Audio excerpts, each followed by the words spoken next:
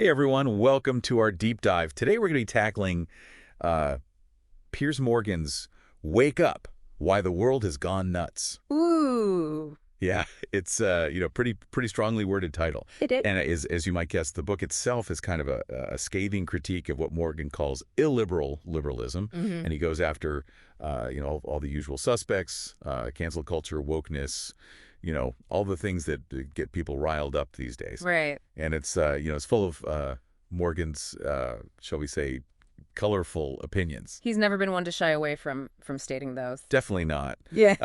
So we're going to be, unpacking his arguments and seeing if his wake-up call is something you should, hit snooze on or actually pay attention to. Yeah, is it a valid critique? Yeah, Or is it just kind of, Piers Morgan being Piers Morgan? exactly. I'm excited to dive in. Yeah, I think this is going to be a fun one. Wake up, definitely throw some punches. It's, not pulling any punches. No, it doesn't. And it's important to understand the context of both the book and the author himself. Yeah, and speaking of the book, I mean, the full title, Wake Up: Why the World Has Gone Nuts. I mean, that pretty much sets the stage, right? It does. I mean, he's not mincing words. Yeah, you get a very, very strong sense of what he's going to be arguing just from that title alone. Exactly. He's essentially arguing that there's a brand of liberalism that he labels illiberal. Okay. That's kind of his target here. Yeah. And he argues that it has become so fixated on political correctness and Yeah. controlling language that it's actually become intolerant. Hmm. It's become intolerant of diverse viewpoints and ultimately is doing more harm than good. Wow. So that's really the crux of his argument. He really doesn't hold back, does he? Not at all. Not at all. I mean, Morgan is known for his very strong opinions and his very confrontational style. Right. I mean, remember, this is the guy who, walked off the set of Good Morning Britain, after a pretty heated debate about Meghan Markle. Oh, yeah. So this isn't just some kind of dry academic treatise. Right. It's very much infused with his personality. Oh, absolutely. It's like reading his Twitter feed, Yeah. but in book form. Yeah. It's very much him. Yeah. Yeah. So it's definitely not a boring read. No, not at all. Okay. So to understand, this personality and how it shapes his arguments, I think it's helpful to know a little bit about his background. It definitely is. So fill us in, who is Piers Morgan? Like, give us the rundown. Okay, well, he's a British journalist and TV personality. And, he's been a prominent figure in the media for decades now. I mean, he's edited major tabloids like The News of the World, The Daily Mirror. He's hosted shows on both sides of the Atlantic, including Good Morning Britain, obviously. Right. Piers Morgan live on CNN, and currently Piers Morgan uncensored. Yeah, he's a busy guy. He is. And he's not afraid of controversy. Not least. I mean, his interviewing style, it's often described as combative. Yes. Yeah. And, he's been involved in numerous public feuds with celebrities, politicians. He's someone who, relishes a good debate and isn't afraid to speak his mind, even if it, ruffles a few feathers. He certainly enjoys a good fight, yeah. He does. And he's definitely not afraid to make enemies. No. And which, in a way, perfectly sets the stage for Wake Up. Yep. It's almost like he's saying, wake up, people. This is what I see happening, and you should be worried, too. Yeah. Yeah. That's a good way to put it. It's like he's trying to shake us out of our complacency. Exactly. Yeah. And this illiberal liberalism that he's railing against. This is a core concept. Yeah. We need to understand this. Yeah, break it down for us. Because, it's not just about being liberal in the traditional political sense, right? Yeah. He's talking about something very specific here. Okay, so what does illiberal liberalism actually mean in Morgan's world? So he uses the term to describe like a very specific brand of progressive thought Okay. that he believes has become essentially intolerant Hmm. of any viewpoints outside its own very narrow definition of what's acceptable.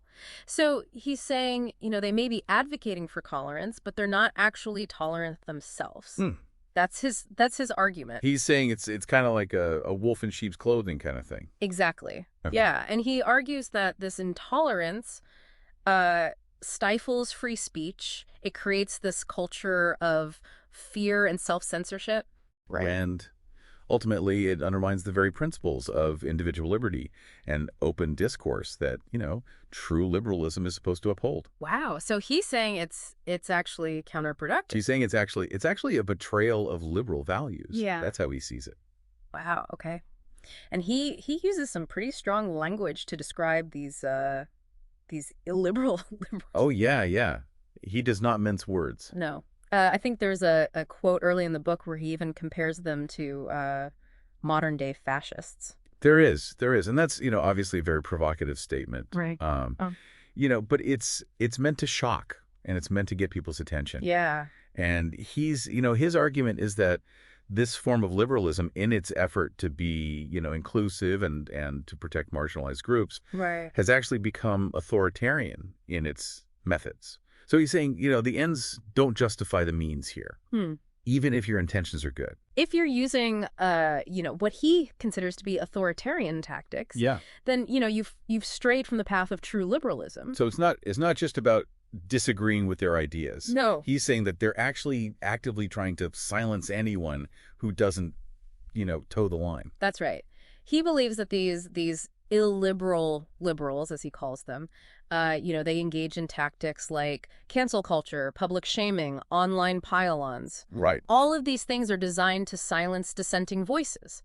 So, create an environment where people are just afraid to express their true opinions for fear of being ostracized or punished. Yeah, he talks a lot about this kind of chilling effect. Exactly, where people just self-censor. Right. Because they don't want to be the next target. Exactly. And of course, a big part of this is playing out on social media, right? Absolutely. I mean, Morgan dedicates a large portion of Wake Up to dissecting what he calls the weird two worlds planet created by platforms like Twitter. Oh, yeah. Remember that phrase. Yeah. So explain what he means by that. Yeah. So he is arguing that, Twitter has become this echo chamber. Okay. Where this, small but very vocal minority of woke activists, can generate outrage. Right. And exert this, really disproportionate influence on public discourse. And it's interesting because this book came out in 2020. Right. Before we really saw the full force of cancel culture and online mob mentality kind of play out. Exactly.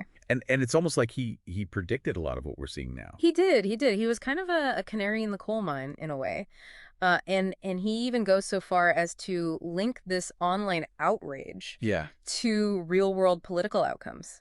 That's interesting. He argues that events like Brexit and the election of Donald Trump were, in part, a backlash against this perceived illiberal liberalism, a way for people who felt silenced and ignored to kind of express their frustration and push back against the establishment. Yeah, like they felt like their voices weren't being heard through the traditional channels. Exactly. So they had to find some other outlet. Yeah, they had to find a way to make their voices heard. Yeah, even if it was like, voting for someone like Trump. Exactly. Who maybe didn't necessarily represent all of their values. Right. But it was a way to send a message. Yeah, it was a way to kind of to shake things up. Right. To say, we're not happy with the way things are going. Yeah, so this weird two worlds planet that he talks about, it's not just some abstract online phenomenon. No, yeah. It's having real world consequences. He's arguing that it's very real. Yeah. And it's shaping our politics. It's shaping our culture. He's basically saying, don't dismiss this as, just Twitter being Twitter. Yeah. This stuff matters. This stuff has real-world consequences. Exactly. And it's important to note that while he focuses heavily on Twitter, right, his critique of social media extends to other platforms as well. Yeah. I mean, he's concerned about the broader trends of censorship, algorithmic manipulation, right, the spread of misinformation. Yeah. All of which he believes are contributing to the polarization of society and the erosion of trust in traditional institutions. So he's painting a pretty bleak picture of the state of the world. He is. But I'm guessing not everyone agrees with his assessment. Of course not. Of course not. I mean, there are plenty of people who believe that, Morgan is exaggerating the threat of illiberal liberalism, Okay. and that he's, actually the one contributing to the problem by amplifying division and outrage. Right, yeah. They would say that, he's part of the problem, not the solution. And there's that counter argument that, this is actually the best time in history to be alive. Right. I'm thinking of Nicholas Kristof from the New York Times. Yeah. He wrote a whole piece about how, statistically speaking, we're living longer, healthier, more prosperous lives than ever before. Right, and that's a very valid point. I mean, there's no denying that, by many metrics, the world is a better place than it's ever been. Right. So how does Morgan address this seemingly contradictory viewpoint? Yeah. I mean, does he just ignore it, or does he try to refute it? No, he actually engages with it head on. Okay. He acknowledges the progress that's been made, Right. but he argues that we've become so obsessed with trivial matters Okay. and so consumed by this wokery that we're losing sight of what truly matters. Yeah. And actually hindering further progress. Yeah. So he's not saying that things aren't good. No. He's just saying that they could be better. Right. And that we're getting in our own way. Yeah. Okay. Interesting. Yeah, he uses the term first world problems Okay. to describe this tendency to focus on, relatively minor inconveniences or perceived injustices, Right. while ignoring the larger issues facing humanity. So he's saying, we're so focused on, these little things that Right. we're missing the bigger picture. Yeah. He even goes so far as to suggest that the coronavirus pandemic, as tragic as it was, Yeah. provided a temporary reprieve from this wokery. Right. He saw it as a potential reset moment. Okay. Where we were forced to to reevaluate our priorities, Right. and focus on more fundamental concerns like health and family and community. Yeah. So it's almost like he's saying that the pandemic, for all of its horrors, Yeah. it actually forced us to wake up in a way. Right. To kind of see what really matters. Yeah. To kind of strip away all of the superficial stuff. Right. And focus on the essentials. Yeah. The things that really matter in life. Okay. That's an interesting take. It is. It's a very interesting take. So that's a great place to pause for now. Okay. We've laid the groundwork, but Wake Up isn't just some abstract philosophical treatise. Right. He goes after very specific targets. He does, yeah. So in part 2 of our deep dive into Wake Up, we'll continue exploring some of these specific targets. Okay. Of his critique, and we'll see how he builds his case. Sounds good. So stay tuned. Thank you for listening to Rambling Dan Rowe's Deep Dive Book Reviews. Please help support our channel by clicking the like and subscribe button. Thank you.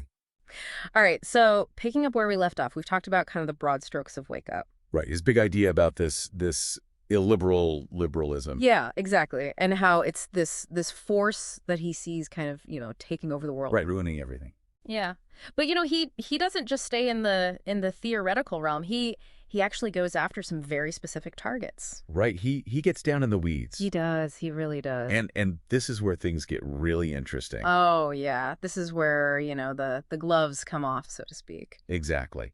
So let's dive into a few of these specific examples, and see how he builds his case. Yeah. And I think a good place to start might be with his take on veganism. Okay, yeah, that's a good one. He actually devotes an entire chapter to veganism. Really? He does, yeah. And it's one of the more entertaining parts of the book, I would say. Interesting. Okay. Yeah, he makes it clear that he has no problem with people choosing to be vegan. Okay. That's fine. Live and let live. Right.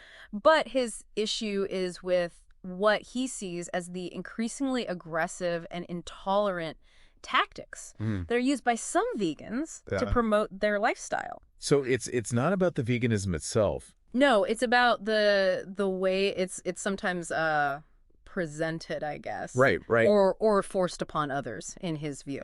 Yeah. And he has this hilarious anecdote about a Google executive Oh, I remember this one. who announced that they were removing the egg from the salad emoji to be more inclusive of vegans. Seriously? Yeah, it's like this tiny little detail, Right. but he uses it Okay. to illustrate this broader point, right? About, what he sees as this absurdity of trying to appease everyone, Right. and the dangers of silencing dissenting opinions. Right. So he's saying, like, we should be able to express our preferences even if they're not popular without being, labeled as bigots or being subjected to cancel culture. So he's basically using this vegan sausage roll or this eggless salad emoji Right. as a symbol of a larger cultural shift Yeah, exactly. towards intolerance. Yeah, he sees it as this, like this microcosm of a world gone mad, Right. where even the most mundane things like emojis Right. become like battlegrounds for these ideological wars. Like you can't even escape it. Right. It's everywhere. And this fear of causing offense, this hypersensitivity to anything that might be perceived as insensitive is something that he sees as like a hallmark of this illiberal liberalism. Exactly. It's this inability to handle any kind of disagreement or any kind of challenge to the prevailing orthodoxy. Oh, right. And it's something that he tackles in various contexts throughout the book, from his critiques of the hashtag Me Too movement. Yeah. To his chapter on masculinity. Oh, let's talk about that chapter on masculinity, because that's another one that's likely to provoke some strong reactions. Oh yeah, definitely. He doesn't pull any punches there. No, he doesn't. But he really takes aim at what he sees as this war on masculinity. He's arguing that there's nothing inherently wrong with being a man, right, or expressing traditional masculine traits.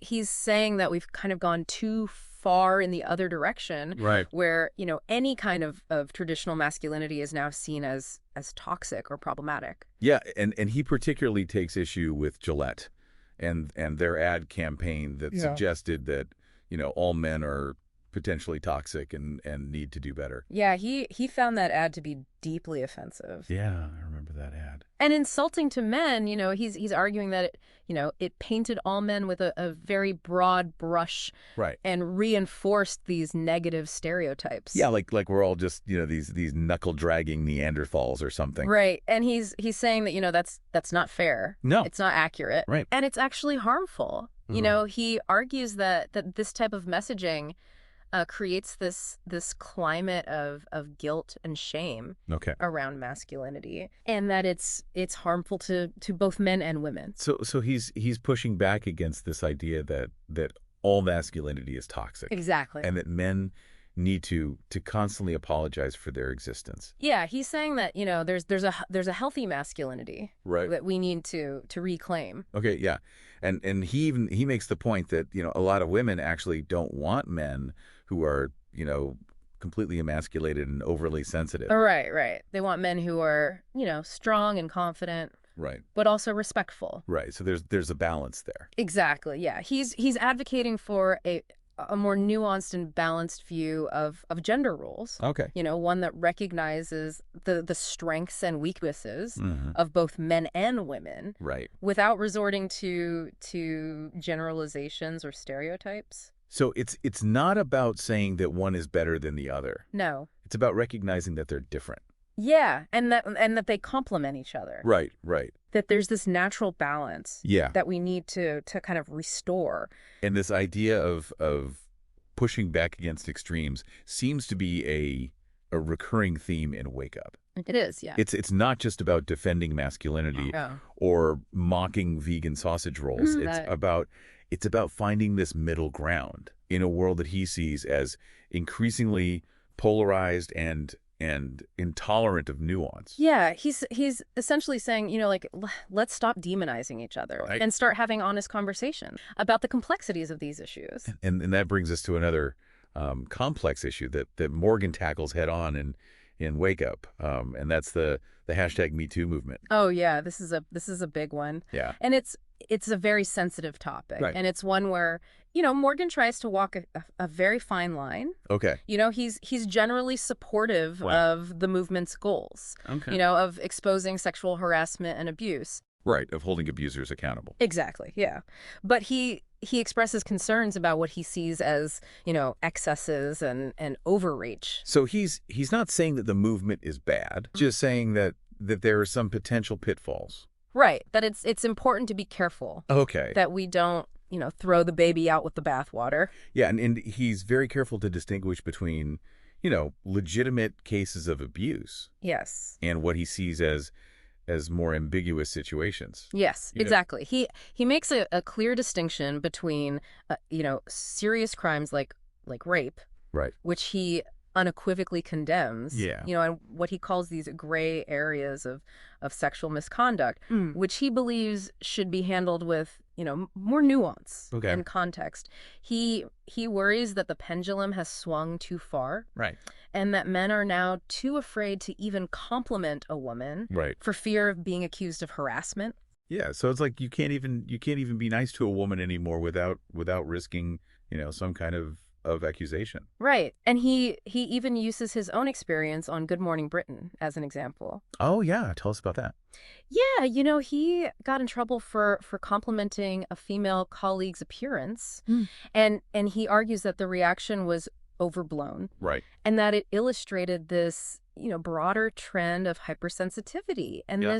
this reluctance to allow for any kind of lighthearted banter between men and women. So he's not trying to undermine the movement itself, No. but rather to raise concerns Yeah. about its potential unintended consequence. Exactly, yeah. He's urging for a more balanced approach, Okay. one that holds abusers accountable, Right. but also protects the rights of the accused and avoids this culture of fear and distrust. So it's about finding that middle ground again. Exactly, yeah.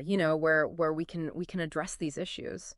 Right. But we can do it in a way that's fair, and that's just Right. That doesn't swing too far in either direction. exactly. Okay. So, it sounds like Morgan is trying to inject some nuance into a very complex and often emotionally charged conversation. He is. And, whether you agree with him or not, Yeah. I think it's important to acknowledge that these are valid concerns. They are. The hashtag #MeToo movement has undoubtedly had a positive impact. Yes. But it's also important to consider the potential right. for unintended consequences. Yeah. And to ensure that the pursuit of justice doesn't come at the expense of due process and fairness. Right. We need to make sure that we're not creating a situation where innocent people are being, unfairly accused or punished. Right, right. So, yeah, it's a very complex issue. And I think Morgan does a good job of kind of raising some of those difficult questions. Okay, so we've covered a lot of ground here. We have. We've talked about his critiques of veganism and gender identity and the hashtag #MeToo movement. Yeah. But there's another really fascinating aspect of Wake Up, and that's Morgan's relationship with Donald Trump. Oh yeah, this is a big one. Yeah, and this is where Morgan's own personal history and connections really come into play. Absolutely, yeah. Because he openly admits to being friends with Trump. He does, yeah. And he dedicates a significant portion of the book to defending that friendship. Yeah, which has obviously been the subject of much scrutiny and criticism. Oh yeah, I mean it's not every day you see a journalist who's openly friends Right. with a controversial political figure like Trump, especially one whose views they often disagree with. Exactly, yeah. I mean it's quite unusual, I would say. Thank you for listening to Rambling Dan Rowe's Deep Dive Book Reviews. Please help support our channel by clicking the like and subscribe button. Thank you. Welcome back to our deep dive into Piers Morgan's Wake Up. We've covered a lot of ground, haven't we? We have, yeah. I mean, we've gone through vegan sausage rolls and the perils of masculinity in the 21st century. We've explored the complexities of the hashtag #MeToo movement and even delved into Morgan's, shall we say, interesting relationship with Donald Trump. Right, all through this lens of what he calls illiberal liberalism. Right, this idea that a certain strain of liberal thought has become so focused on political correctness and controlling language that it's actually become intolerant of different viewpoints. Yeah, and even hostile to those who dare to challenge their worldview. And he doesn't just theorize about it. He calls out specific examples, people, institutions, movements that he sees as embodying this illiberal liberalism. Right. He names names and doesn't hold back, Yeah. which is, classic Piers Morgan. Absolutely. I mean, the man is a master provocateur. He loves to poke the bear, so to speak. He does. But beyond the headlines and the kind of deliberate attempts to get a rise out of people, I do think there are some genuinely interesting questions that he raises in Wake Up. Oh, for sure. I mean, love him or hate him, he's a skilled communicator, and he has this knack for tapping into these anxieties and frustrations that a lot of people are feeling, about the direction of society, about the state of public discourse. Yeah, he's definitely not afraid to say the things that a lot of people are thinking, but maybe afraid to say out loud. Right. And that's part of his appeal, right? He's this kind of voice for the silent majority, or at least that's how he portrays himself. Yeah, and Wake Up was published back in 2020. Right, before the world really went completely nuts. Yeah. I mean, it's amazing to think about all that's happened since then. The pandemic, the political and social upheaval, the war in Ukraine. It's almost like he predicted it, or at least predicted the general trend. Well, it certainly feels that way sometimes, doesn't it? It does. So looking back, do you think Morgan was onto something? Have his predictions about this supposed illiberal liberalism come to pass? I think there's evidence to support both sides of that argument, to be honest. I mean, on the one hand, we have seen a lot of the trends that he was writing about kind of intensify. Cancel culture is definitely more pervasive. You see people being canceled left and right for things they said, years ago, things taken out of context. It feels like there's this real fear of speaking your mind, even if you're not saying anything particularly controversial. Right. You're afraid of being the next target, of having your life ruined by a social media mob. Exactly. And the algorithms, the way that social media is structured, it just kind of feeds into this polarization. You get stuck in these echo chambers where you're only hearing from people who already agree with you, and it makes it really hard to have any kind of meaningful dialogue across ideological divides. Right. It's like everyone's just shouting past each other. Nobody's actually listening. Exactly. So in that sense, I think you could argue that Morgan was, ahead of the curve. He was seeing these trends emerging, these warning signs, and he was trying to raise the alarm. Okay, but what about the other side of the argument? What do his critics say? Well, his critics would say that he's oversimplifying things. Yeah. That he's taking these complex issues and reducing them to these kind of simplistic narratives. These good guys versus bad guys scenarios. Right, and that he's doing it for clicks, for ratings, for book sales. Yeah, exactly. They would say that he's not really interested in having a nuanced conversation. He's just interested in stirring the pot and getting people riled up. Right, and that he's actually contributing to the problem that he claims to be fighting against. Yeah, I mean that's a valid criticism. He's definitely a polarizing figure, and his style is very confrontational.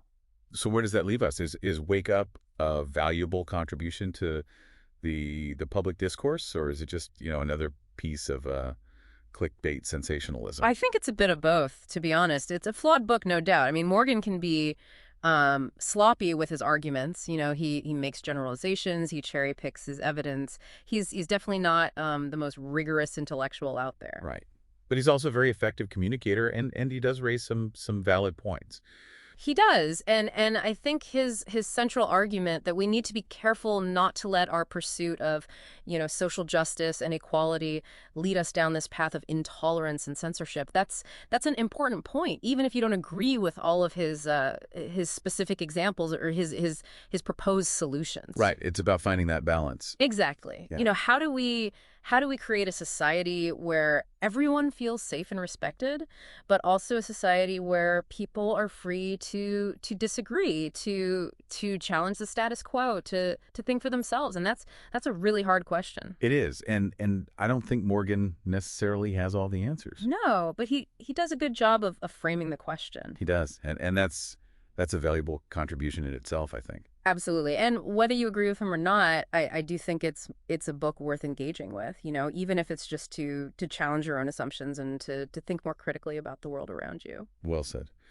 Well, that wraps up our deep dive into Piers Morgan's Wake Up. It's been a journey. It has. We hope you found this exploration insightful and maybe even a little bit provocative. And if you're intrigued, we definitely encourage you to pick up the book for yourself, read it with an open mind, and see what you think. Yeah, form your own opinions. Exactly. Agree with Morgan or not, he's a voice that deserves to be heard. And Wake Up is a book that's sure to spark some really interesting conversations. And maybe even some heated debates. Oh, most definitely. But hey, that's what makes life interesting, right? That's what keeps us awake. That's right. So, thanks for joining us on this deep dive, and we'll see you next time.